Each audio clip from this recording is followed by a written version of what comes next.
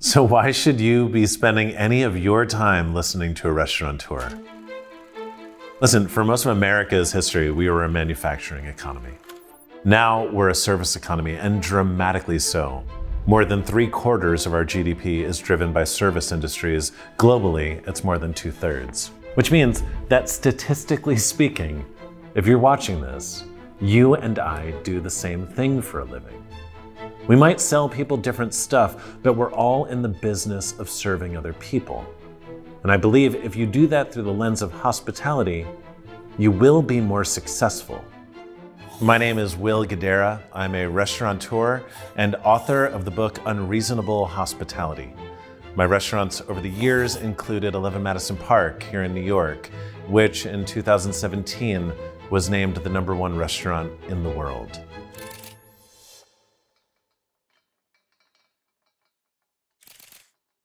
Service and hospitality are not the same thing. Service is the thing you're doing. In my world, it's getting the right plate of food to the right person at the right time. Hospitality is how you make people feel when you do that thing. In The Bear, season 2, episode 7, it's called Forks, when Richie goes to work at the fancy restaurant, and when he gets there, he has no passion whatsoever for hospitality, but by the time he leaves, he is completely addicted to it. You see the light bulb turn on, where Richie recognizes how fulfilling and how much nobility there is in providing graciousness to others. I don't care what you're serving, what you're selling, the way you make people feel will be the thing that they remember more than any of that. Now, why unreasonable hospitality? Well, you look across disciplines, whether it's directors or athletes or designers, entrepreneurs, the most successful out there are relentless in bringing the best version of themselves or their product to life. They are unreasonable in their pursuit. Unreasonable hospitality, really, it just means making the choice to be as unreasonable in pursuit of how you make people feel as you are the product you're selling those people. I don't care how good your product is. I don't care how strong your brand is. Eventually, and this is not a subjective statement, it is objective, history has proven it to be true, someone will come around and build a better product or create a stronger brand. It's simply a matter of how long it will take. The only competitive advantage that really exists comes through investing consistently and generously into relationships. Because relationships take a long time to build. And when built the right way, the loyalty you get takes an incredibly long time to erode. And the best way to invest in relationships comes through hospitality. What I found is unreasonable hospitality happens when you can motivate a team of people to do 3 things. 1, be present.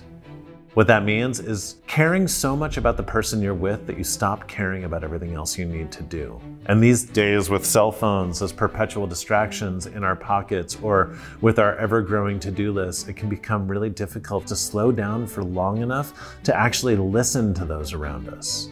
With hospitality, sometimes you need to slow down in order to speed up. Number 2, take what you do seriously, but take yourself less seriously. Way too often, people in customer service let their self-imposed standards get in the way of them giving those around them the things that will bring them the most joy.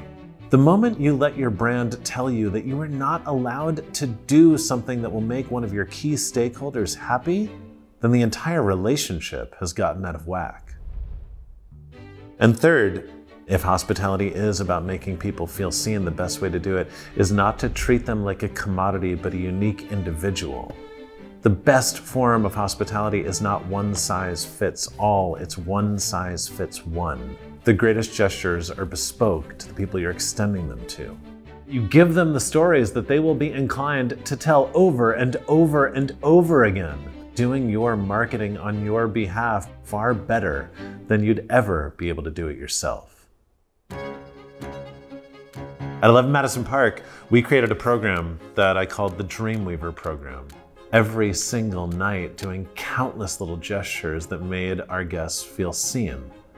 One time, a guest called us before he came into the restaurant to just warn us that his dad was more of a Budweiser steak and potatoes kind of guy than what we were serving. And so we had these fancy champagne carts where they were pictured like a champagne bucket on a cart that we'd push over to the table. The Dreamweavers went around to every bodega in the neighborhood and bought every available type of bottled bud, and we filled the champagne cart with that instead. The moment we pushed that up to this guy's dad, immediately he felt at ease. He was now in a place where he belonged, and he was that much more able to enjoy the meal that came next. I talked to that guy's dad about a year ago because that guy was a friend of a friend. His dad didn't remember a single thing he ate that night, in spite of the fact that we were serving some of the best food in the world. But he'll never forget how we made him feel when we pushed over that Budweiser cart.